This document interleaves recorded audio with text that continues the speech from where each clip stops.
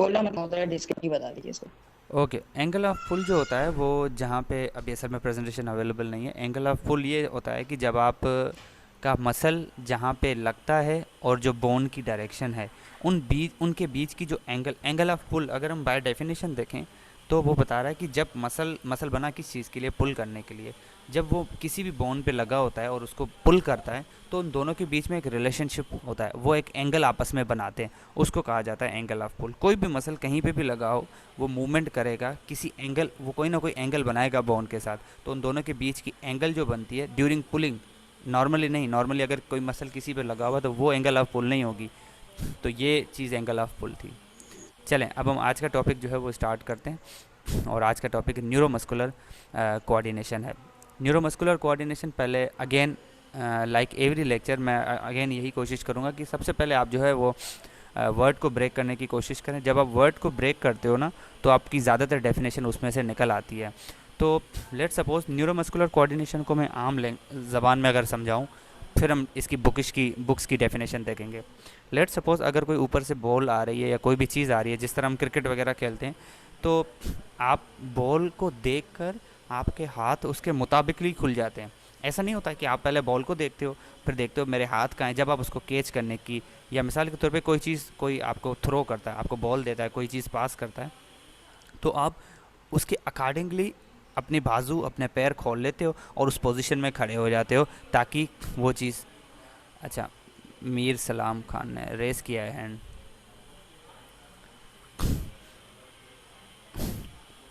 Sir yes, जी जी बताओ।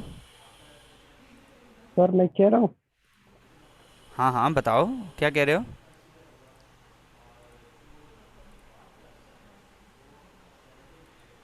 मीर सलाम, क्या कहना है? हेलो सर, आवाज़ आ रही? जी जी बिल्कुल आ रही है, बताओ। सर मैं कह रहा हूँ, ये जो इंट्रोडक्शन है इसी चीज़ का हेडिंग नज़र नहीं आ रही सर। क्या नज़र नहीं आ रही? इंट्रोडक्शन की ये वाली फर्स्ट स्लाइड? हाँ सर मैं बोला इंट्रोडक्शन है हेडिंग किसी चीज़ की। नहीं आ रही, किस चीज ये की? हेडिंग नज़र नहीं आ रही, हेडिंग की क्या है? हेडिंग न्यूरोमस्कुलर कोऑर्डिनेशन है, वो कोई मसला नहीं, मैं इसको नीचे कर दूंगा, लेकिन आप न्यूरोमस्कुलर कोऑर्डिनेशन लास्ट में भी मेंशन है, मैं आपको बता दूंगा, ठीक है? ओके। तो सॉरी सर, नहीं आता थी। अच्छा, तो हम थे न्यूरोमस्कुलर कोऑर्डिनेशन पे। तो पॉइंट इज़ दैट, मैं इसको आसान लैंग्वेज में अगर इसको समझाऊं तो न्यूरोमस्कुलर कोऑर्डिनेशन का मतलब मकसद होता है कि जब आप कोई भी चीज़ दूर से देखते हो तो मतलब आपके मसल्स, न्यूरोमस्कुलर कोऑर्डिनेशन, मैंने ये चीज़ बताई थी कि मसल्स नर्व सप्लाई के बगैर कुछ भी नहीं है। हर मसल की अपनी नर्व सप्लाई होती है और वो उसको स्टिमुलेट करता रहता है। जिस तरह मिसाल के तौर पे जितने भी लाइट के अप्लाइंसेस होती हैं उनकी अपनी करंट होती है, तो आप समझो जितनी भी अप्लाइंसेस हैं वो डिफरेंट स्ट्रक्चर है। कोई मसल है, कोई कौन सा मसल, कोई छोटा है कोई बड़ा, लेकिन सबकी अपनी अपनी वायरिंग है, सबनी की अपनी अपनी नर्व, वो वायरिंग नर्व सप्लाई है बेसिकली। और अगर वायरिंग में से जो करंट जाती है वो नर्व इम्पल्स जाती है, बॉडी में भी तो करंट होती है बहरहाल। तो point is that neuromuscular coordination. And what is the coordination? Coordination मतलब आपका आपस का दोनों में रिलेशनशिप, नर्व और मसल के बीच में। अब मिसाल, जब भी आपको कोई, जब आप मिसाल के तौर पे जा रहे होते हो, रिफ्लेक्सेस जो आपके होते हैं, एकदम से आपकी आंखों में कोई चीज़ पड़ जाती है, आप फौरी तौर पे आंखें बंद कर देते हो। किसी गर्म चीज़, किसी शार्प चीज़ पे आपका हाथ पड़ता है तो एकदम से आप, ये these are the reflexes basically. लेकिन again this is a coordination. जब आप चलते हो, मिसाल के तौर पे चलते चलते आपके बीच में कोई खड्डा आ जाता है तो आपके पैर ऑटोमेटिकली उस हिसाब से आप जंप मार के चले जाते हो। तो this is basically A coordination. जब भी हम वॉक करते हैं, रनिंग करते हैं, जब आप रनिंग करते हो, खड्डा आता है मिसाल के तौर पे, तो आप उसके हिसाब से छलांग मारते हो, और अगर खड्डा नहीं है तो आप उस हिसाब से रनिंग करते हो। पॉइंट इज़ दैट, जब भी कोई चीज़ को, फुटबॉल को किक करना, तो आपने देखा होगा फुटबॉलर दूर से भागता हुआ दौड़ लगा के आता है और उसी पोजीशन पे आके ही उसको फुटबॉल को हिट करता है। तो this is the basically neuromuscular coordination, कि मसल और नर्व और दिमाग, न्यूरो मतलब दिमाग बेसिकली, नर्व्स, न्यूरॉन्स, तो उनके बीच में ऐसी कोऑर्डिनेशन है कि ये वेल मेंटेन्ड तरीके से हो जाता है। और किसी का अगर बैलेंस ख़राब हो जाता है तो उसको हम इन कोऑर्डिनेशन, वो हम अलग से डिस्कस करेंगे। अब मिसाल के तौर पे कोई भी आपने चीज़ उठानी है, अब आप डेफिनेशन पे आ जाते हैं। What is the neuromuscular coordination? It's a coordinative system between the nerve and a muscle, between a body, muscles body के ही होंगे, between the body and the brain, brain and body के बीच में एक ऐसा कोऑर्डिनेटेड सिस्टम है कि हमें कोई भी टास्क करने के लिए जो चीज़ हम आंखों से देखते हैं ना, मिसाल के तौर पे आप आंखें बंद करके मैं आपके सामने आके चीज़ रखूं, आपको कहूं कि आप हाथ रख आप ये उठा के दिखाओ, आपको पता नहीं होगा मैंने आपके आगे रखा है, मैंने आपके पीछे रखा है, मैंने आपके दाएं रखा है, मैंने आपके बाएं रखा है। तो दिस नॉट अ, जब तक आप आंखों से देखोगे उसके बाद आपको अंदाज़ा हो जाएगा कि मैं इतना सा हाथ खोलूँगा ये चीज़ मेरे हाथ में आ जाएगी। फिर भी किसी ने हैंड जो है रेस किया, चलें इसका आंसर मैं बाद में करता हूँ। ओके, अब इंट्रोडक्शन है कि let's suppose reaching for a pencil, कोई चीज़ आपने उठानी है। ग्रेस्पिंग अ डोर नॉब, जो दरवाजे का लॉक होता है उसको जब हम खोलते हैं तो आपके सामने दरवाज़ा है, उधर लॉक है, तो आप ऐसा नहीं है दरवाजे को देखो हाथ को देखो, आप बस हाथ को लॉक को देख के हाथ फैला के खोल के जो है वो उधर रख देते हो। तो डिफरेंट चीज़ें हैं। वॉकिंग, जब हम वॉक करते हैं मिसाल के तौर पे, इस तरह करके बहुत सारी एक्शंस हैं जिसमें कोऑर्डिनेटेड मूवमेंट्स नीडेड होती हैं। अगर ये कोऑर्डिनेशन ना हो तो आप या तो गिर जाओगे। मिसाल, जब हम चलते हैं तो आप एक बैलेंस्ड स्टेप्स लेते हैं, आपको पता है मैं इतने कदम लूँगा, आप बड़े बड़े कदम नहीं लेते जस्ट बिकॉज वो डिपेंड करता है लेकिन अकॉर्डिंग टू द बॉडी। तो ये सारी जो सिस्टम्स है मसल्स और बॉडी के बीच में, जो ब्रेन के बीच में कोऑर्डिनेशन है, इसे हम कहेंगे न्यूरोमस्कुलर कोऑर्डिनेशन। ये डेफिनेशन आपके सामने लिखी हुई है। Wherever we move the three functions of the body like the movement, balance and coordination, ये मिल के they work together to produce the graceful purposeful motion of the body. इन तीनों चीज़ों मिला के, तीनों चीज़ें बॉडी बना के फिर ही एक जाके हम कोई मूवमेंट करते हैं। जब हम खाना खाते हैं तो क्या हम अपने मुंह और हाथ की बीच में डिस्टेंस देखने नहीं, हम कहीं से भी चीज़ उठा के डायरेक्टली मुंह पे रख देते हैं। This is your coordination. हम किसी को कहते हैं आप मेरे हाथ को टच करो, जब हम किसी को हाथ पे टच करते हैं अगेन हम अपने नोज़ पे टच करते हैं। अगर हम अपनी आंखें बंद कर दें फिर भी हम वो अपने बॉडी पार्ट्स को टच कर सकते हैं, क्योंकि ये कोऑर्डिनेशन है। ब्रेन को पता है कि नाक कहाँ पे है, आँख कहाँ पे रखी हुई है, बहरहाल। सो this is the basically neuromuscular coordination. एक शॉर्ट इंट्रोडक्शन था। अब हम पढ़ते हैं कोऑर्डिनेशन वर्ड। कोऑर्डिनेशन मतलब वो चीज़ जो आपकी स्मूथ हो, रिदमिकली हो। आपका हार्ट है, आपका हार्ट बॉडी के हिसाब से, आप चलते हो आपकी हार्ट बीट उस हिसाब से होती है, भागते हो रनिंग करते हो आपकी हार्ट बीट उस हिसाब से होती है, जॉगिंग उस हिसाब से। तो this is a neuromuscular coordination. आप रेस्पॉन्ड करते हो, आपने कोई चीज़ ऊपर से उठानी है तो आप हाथ उस हिसाब से फैलाओगे, आपने छोटा सा कदम जंप लेना है आप पैर उस हिसाब से फैलाओगे। So this is the neuromuscular coordination. तो what would be the definition of coordination is basically the smooth, rhythmical and accurate activity basically that correct the sequence of the group of muscle. आपस में मिल मिला के brain को message आएगा कि हमने jump लगाना है, तो उस हिसाब से मसल एक्टिवेट होंगे, आपकी टांगें उस हिसाब से खुल जाएंगी, आपके बाजू भी साथ। जब हम चलते हैं तो हमारे बाजू क्यों मूव करते हैं? हम तो नहीं चलाते, हम बाजू को बंद करके भी चल सकते हैं, लेकिन नॉर्मली क्या होता है कि बाजू हमारे चलते रहते हैं। जब हम अपना राइट पैर रखते हैं तो हमारा लेफ्ट बाजू ऑटोमेटिकली आगे। This is the balance basically, this is the basically coordination. जो परफॉर्मर्स होते हैं, जो कि आगे मैं दिखाऊंगा, जब वो परफॉर्म रस्सी पे चल के दिखाते हैं सर्कस वगैरह में आप लोगों ने, तो वो अपने हाथों को खोल लेते हैं। जब आप एक टांग पे खड़े होते हो तो वो आपके लिए ज़्यादा मुश्किल है, उसी एक टांग पे खड़े हो कि आप हाथों को खोल लो तो आपके लिए ईजी है। डिफरेंट बॉडी की पोजीशंस हम बनाते हैं इन आर्डर। तो कोऑर्डिनेशन की डेफिनेशन होगी smooth, rhythmically and acute activity. किसी भी टास्क करने के लिए हम स्मूथ, रिदमिकली जब मूवमेंट करेंगे तो सामने वाला कहेगा इसकी कोऑर्डिनेशन ठीक है, और अगर किसी भी वजूहत की वजह से ये ना हो तो इट मीन्स कोई ना कोई लॉस है या कोई ना कोई चीज़ एबनॉर्मलिटी है। कोऑर्डिनेटेड मूवमेंट के लिए आपको सीक्वेंसिंग और टाइमिंग की बड़ी ज़रूरत होती है। सिनर्जेटिक मतलब कोऑर्डिनेशन, और रेसिप्रोकल मसल एक्टिविटी दूसरे। अब मिसाल, आपने कोई खाना निवाला उठा के खाना है, ये चीज़ मैंने आपको रेसिप्रोकल क्लास में भी बताई थी। आप मिसाल के तौर पे आपने खाना खाना, अगर आप एक तरफ के मसल जो एगोनिस्ट, हमने एंटागोनिस्टिक पढ़े थे, जब आपने एगोनिस्ट को कॉन्ट्रैक्ट करना है तो अपोजिट मसल को रिलैक्स करना होगा आपने, तभी तो वो एक्टिविटी होगी। वरना अगर दोनों एक तरफ से कॉन्ट्रैक्ट, एक जगह से फ्लेक्सर खींच रहे हैं, एक जगह से एक्सटेंसर खींच रहे हैं, वाला मूवमेंट कैसे होगी? तो in order to do any activity at flexor है extensor, the opposite side muscles they must be relax, उनको रिलैक्स करना पड़ेगा तभी एक मूवमेंट होगी। उसी जगह पे जब आप एक्सटेंशन करते हो एल्बो की, तो एल्बो के फ्लेक्सर ने रिलैक्स होना, तभी तो वो जाने देंगे आपको। तो ये एक सीक्वेंस और कोऑर्डिनेटेड मूवमेंट है कोई भी टास्क वगैरह करने के लिए। इनकोऑर्डिनेटेड, जिसको एसिनर्जिया कहा जाता है। सिनर्जी मैंने बताया था, कोऑर्डिनेशन। इनकोऑर्डिनेटेड नाम ही बताता है। ए वर्ड जिस लफ्ज़ के आगे आता है ना तो वो उसको माइनस करता है। इन ए सिनर्जिया वो मूवमेंट जिसमें सिनर्जिया ना हो, इन कोऑर्डिनेशन वो मूवमेंट जिसमें कोऑर्डिनेशन ना हो। बहरहाल, तो अगर ऐसी कोई भी मूवमेंट जो कोऑर्डिनेटेड ना हो, मिसाल के तौर पे, अच्छा ये नॉर्मल नहीं है, अब नॉर्मल है वैसे, कभी भी आप कोई चीज़ चलते हो मिसाल के तौर पे, और चलते चलते आप मिसाल के तौर पे आपने काफ़ी ऐसे पेशेंट देखे होंगे, पार्किंसन के पेशेंट, वो ठीक से चल नहीं पाते, सेरेब्रल पाल्सी के पेशेंट, क्यों? क्योंकि अल्टीमेटली कहीं ना कहीं उनके न्यूरॉन्स, उनके जो बॉडी के मसल्स हैं, उनका दिमाग के साथ कोऑर्डिनेशन ठीक नहीं है, कहीं पे वो ठीक चलते हैं।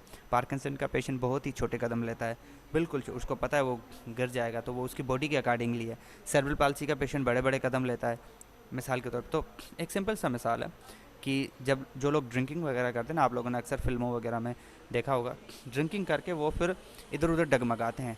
Why they are swinging and swaying here and there, because जब वो ड्रिंकिंग करते हैं तो उनका जो माइंड है वो आउट ऑफ कंट्रोल हो जाता है। और माइंड ही तो है सेरिबेलम, जो अभी हम पढ़ेंगे न्यूरो एनाटमी में, सेरिबेलम ही दिमाग का वो पार्ट है जो हमारे बैलेंस को कंट्रोल करता है। तो जब वो ही अफेक्टेड हो जाएगा तो बॉडी का बैलेंस बरकरार, वो चलेगा लेकिन बैलेंस नहीं होगा। That condition is called incoordinated. तो कोई भी मूवमेंट जो आपको दिखे कि कोऑर्डिनेटेड नहीं है, और उसकी कैरेक्टरिस्टिक्स खासियत क्या होंगी? Jerky movement. जर्की मतलब झटका, कभी छोटा कदम कभी बड़ा, छोटा बड़ा, छोटा बड़ा। इनएक्यूरेट, ये इनएक्यूरेटी छोटा बड़ा एक ही साइज़ के नहीं है, तो ये इनएक्यूरेसी हुई दोनों के बीच में। नॉन पर्पसफुल, वो जो डगमगाता है दैट इज़ वो किसी पर्पस के लिए तो नहीं है, वो नॉन पर्पसफुल ही है ना, done by the group of muscles.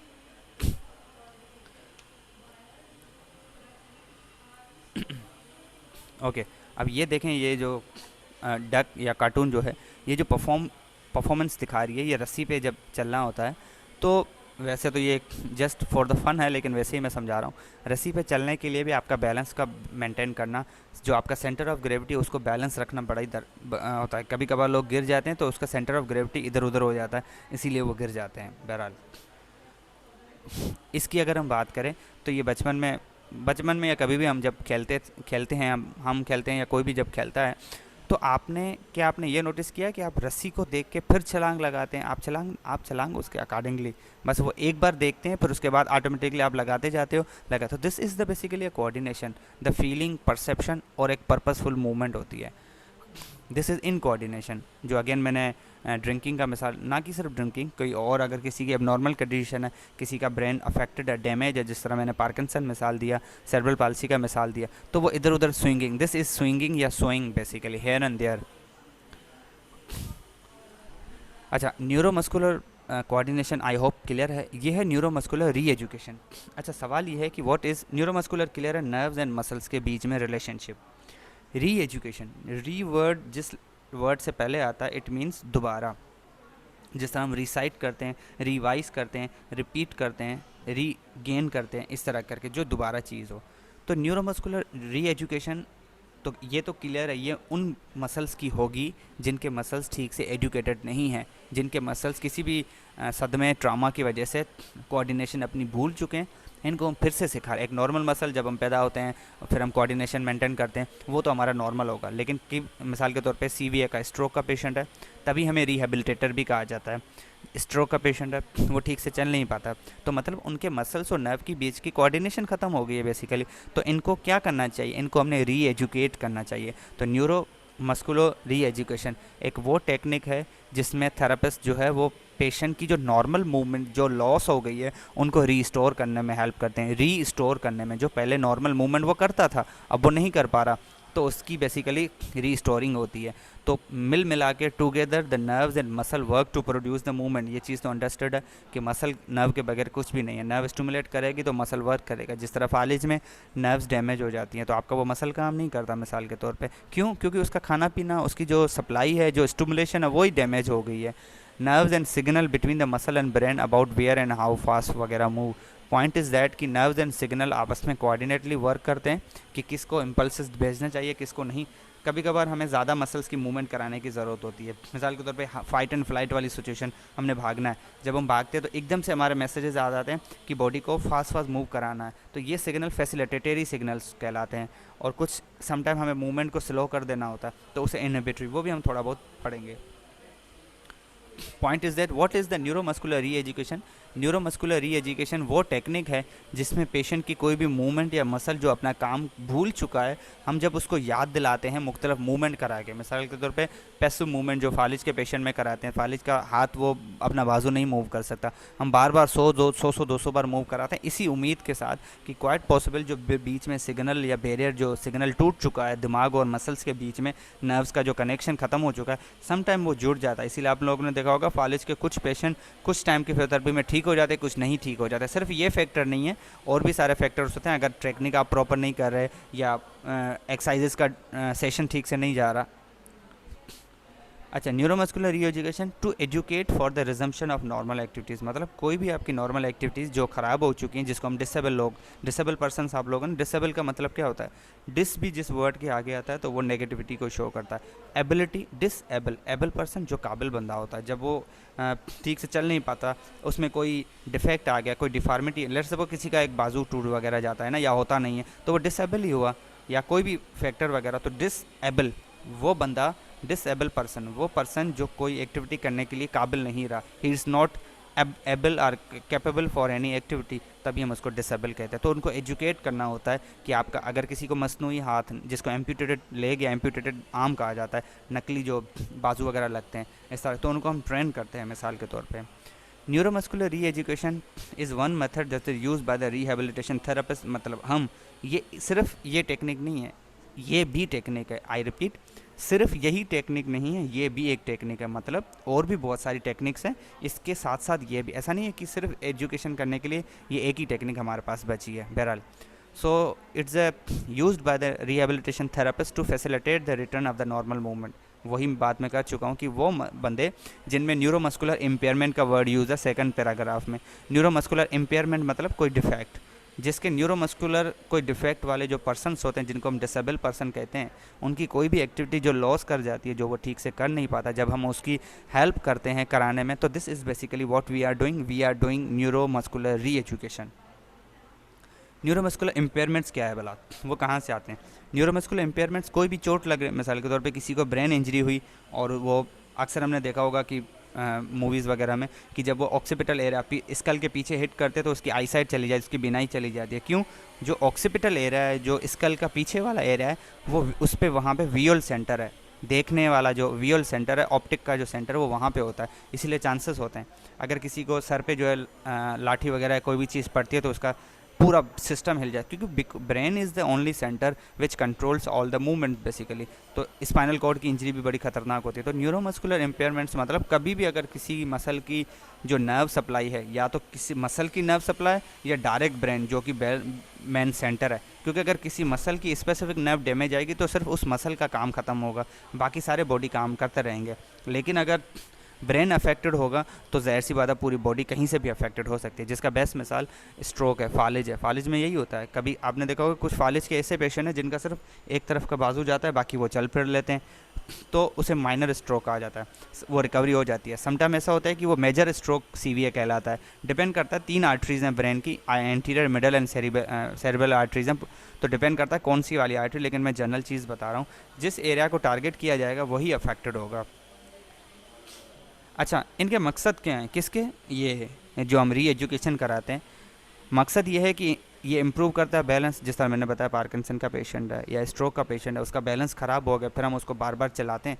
ऐसे नहीं आम इंसानों की तरह, मतलब जैसे हम आप और मैं चलते हैं, इसकी बाकायदा ट्रेनिंग होती है कि आपने पैर इतना, आपने कभी फ़ौजी की जो ट्रेनिंग देखी होगी मार्चिंग वगैरह, तो क्या करते हैं उनके पैरों में रस्सा बांध देते हैं। एक सबका ऐसा नहीं है कि इसका 5 फीट, सबके पैरों में मिसाल के तौर पे 2-2 फीट का रस्सा बांधे, या 1-1 फीट का कदम होता है मैक्सिमम मिसाल, तो सबके पैरों में 1-1 फीट का रस्सा बांध देते हैं। उसकी वजह पता है क्या? उसकी वजह यह है कि सभी जो फ़ौजी हैं या जितने भी ट्रेनर्स हैं, कमांडोज़ वगैरह, उनके पैरों की जो साइज़ है वो एक हो। उसका रीज़न ये है, जब ये 1 साल 6 माह की ट्रेनिंग के बाद जब वो बिना रस्से के चलेंगे तो उनके दिमाग उसको अडॉप्ट कर लेता है, और सबके पैरों के साइज़ मिलना चाहिए, तभी तो वो मूव करेंगे। मिसाल के तौर पे कोई चीज़ जब वो लेके जा रहे हैं, किसी का पैर कदम लंबा है, किसी का कदम छोटा, तो वो कैसे एक दूसरे के साथ काम करेंगे? तो this is not a coordination. So in order to create the coordination, वो इमेजनरी और ब्रेन उसको पिक कर लेता है। इम्प्रूव कोऑर्डिनेशन, जिसका बेस्ट मिसाल मैंने अभी भी मार्चिंग का दिया, कोऑर्डिनेशन मेंटेन करने के लिए। इम्प्रूव पोस्चर एंड प्रोप्रियोसेप्शन, जो अभी हमने मिसाल के तौर पे जो जिमनास्ट वगैरह परफॉर्म करते हैं, प्रोप्रियोसेप्शन बोलते हैं जॉइंट, ये प्रोप्रियोसेप्टिव बेसिकली जॉइंट के रिसेप्टर्स होते हैं। जॉइंट की जो पोजीशन होती है ना वो भी बड़ी मैटर करती है। मिसाल आप सीधे खड़े हैं, एक बंदा सीधा खड़ा है, एक बंदा थोड़ा सा घुटने झुकाए खड़ा है, एक बंदा ज़्यादा घुटने झुकाए खड़ा है जो स्क्वाटिंग की पोजीशन है। तो ये क्या करें, जॉइंट की पोजीशन चेंज हो रही है, तो उसको भी इम्प्रूव करने के लिए, ताकि आपका जॉइंट अगर सीधे आप खड़े होते तो आपके नी एक्सटेंडेड होने चाहिए। So what you are doing basically, you are improving the posture and at all.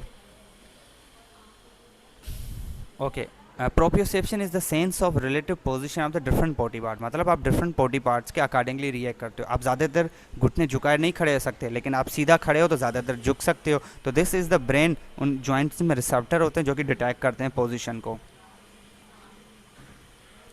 अच्छा, प्रिंसिपल मतलब किन किन चीज़ों में ये यूटिलाइज होता है, पहले मैं पिक्चर दिखा दूँ आपको। वीकनेस या फ्लेक्सिटी, वो बच्चे जिस तरह सेरेब्रल पाल्सी है जिनमें मसल, या आम तौर पे बंदे हैं उनमें मसल्स की वीकनेस हुई है किसी भी वजूहत की वजह से, वहाँ पे हम यूज़ कर सकते हैं। What is the muscle weakness या muscle paralysis can be analyse with the muscle power. हम जब उसका मसल पावर चेक करेंगे तो हमें मसल के बेसिकली 5 होते हैं, ये भी हम गायनी में पढ़ेंगे। मसल के 5 ग्रेड्स होते हैं 1 to 5, वो भी हमें कभी वो MMT में हम पढ़ेंगे, जिसको मैनुअल मसल टेस्टिंग कहा जाता है। उससे क्या डिटेक्ट होता है, ये पता चलता है कि इसका मसल पावर नॉर्मल है या वीक है। बहरहाल, तो जब भी कोई मसल पैरालाइज्ड होगा, उसकी नर्व डैमेज हो गई, तो उसकी हम स्ट्रेंथनिंग मतलब जो तगड़ा करने वाली एक्सरसाइजेज, एक वर्ड है यहाँ पे strengthening, as you can see this is the strengthening and this is the endurance. दोनों में फ़र्क ये है, स्ट्रेंथ वो चीज़ है जो आपकी ताकत, एंड्योरेंस आपकी स्टेमिना। कैसे, एक बंदा है वो कहता है मैं 50 kg का वज़न उठा सकता हूँ, ठीक है, अच्छा कितनी बार उठा सकते हैं, वो कहेगा मैं सिर्फ एक बार, तो ये उसकी ताकत है। दूसरी बार वो नहीं उठा सकता। इंड्योरेंस, वही दूसरा बंदा एक आता है कहता है कि मैं वही 50 किलो का जो केजी का वेट है मैं 5 बार उठा सकता हूँ। तो जब उसने 5 बार की बात की और एक ही वज़न, तो इट मीन्स उसकी जो स्टेमिना है वो अच्छी है, उसे हम कहेंगे इंड्योरेंस। तो स्ट्रेंथनिंग और इंड्योरेंस दोनों में ये फ़र्क है बेसिकली। तो जहाँ पे इन चीज़ों की कमी हो वहाँ पे भी ये यूज़ कर सकते हैं। अच्छा, स्ट्रेंथनिंग प्रोग्राम जो है वो डिपेंड करता है मसल पावर के ऊपर। अब मिसाल के तौर पे 2 बंदे हैं बॉडी बिल्डिंग के लिए जिम जाते हैं, एक जो है वो उसकी मसल्स काफ़ी वीक हैं, तो डायरेक्टली उसको 10 किलो तो नहीं दे देंगे, मिसाल दे रहा हूँ। दूसरा ठीक ठाक है और वो अच्छा खासा वेट उठा सकता है, तो उसकी तैयारी उस हिसाब से होगी। तो आपके मसल पावर के हिसाब से जो है वो पेशेंट परफॉर्म करता है under the supervision of therapist specially. अच्छा, हमारी मीटिंग 5-7 मिनट में हैंडल हो जाएगी। अच्छा, ये जो राइट साइड वाली पिक्चर है, एज यू कैन सी, ये वाली मशीन हमारे यहाँ जिम पे भी अवेलेबल है। This is called quadricep drill. Quadricep drill इसीलिए कहा जाता है क्योंकि ये क्वाड्रिसेप मसल की स्ट्रेंथनिंग के लिए यूज़ होती है। अच्छा, कैसे स्ट्रेंथनिंग के लिए यूज़ होती है, जो क्वाड्रिसेप मसल है वो नी की एक्सटेंशन कराता है। जैसे ये पेशेंट नी का जो सीधा होना, knee extension is the quadricep muscle function. तो ये जो ब्लू कलर का आपको दिख रहा है और यहाँ पे जो प्लेटें लगी हुई है ये वज़न है। तो जब वो नॉर्मली बगैर इसके वेट करेगा तो वो नॉर्मली, आप जब घुटना अपना सीधा करो, you are just normally doing the function of quadricep. लेकिन जब इस पे वेट बांधा जाता है तो उसको मज़ीद ज़ोर लगाना पड़ता है, इसीलिए ये क्वाड्रिसेप की स्ट्रेंथनिंग के लिए, उसको तगड़ा बनाने के लिए यूज़ होता है। इधर आप देखें लेफ़्ट साइड पे, आप अपने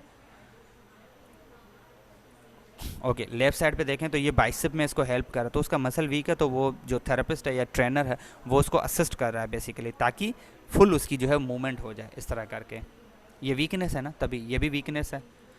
अब आप इधर चेक करें, ये लेडी जो है अपने जो अपर जो एलिवेटर्स हैं उनकी एक्सरसाइज कर रही है बेसिकली। ओवरऑल ये पूरी कोर स्टेबिलिटी में एक्सरसाइज आती है, लेकिन कोई भी हो उसके मसल वीक हैं, उसकी ट्रेनिंग हो रही है under the supervision of therapist. अब वर्ड है एक स्पासिटी। स्पासिटी मैंने जो आम लैंग्वेज में इसको पंजाबी में खलियाँ भी कहते हैं। आसिया खान ने हैंड रेज किया है, चलें अब हम क्वेश्चनिंग थोड़े से देख लेते हैं। ओके, जिसको मैं अनम्यूट करूं वही बोले। यस बेटा। सर आपने जो पिछली स्लाइड जो दिखाई थी एक्सरसाइज से पहले वाली, वो रिपीट कर दें जरा। ये वीकनेस वाली? यस सर, यही वाली ओके, वीकनेस मतलब कमज़ोरी आम लफ्ज़ों में ना।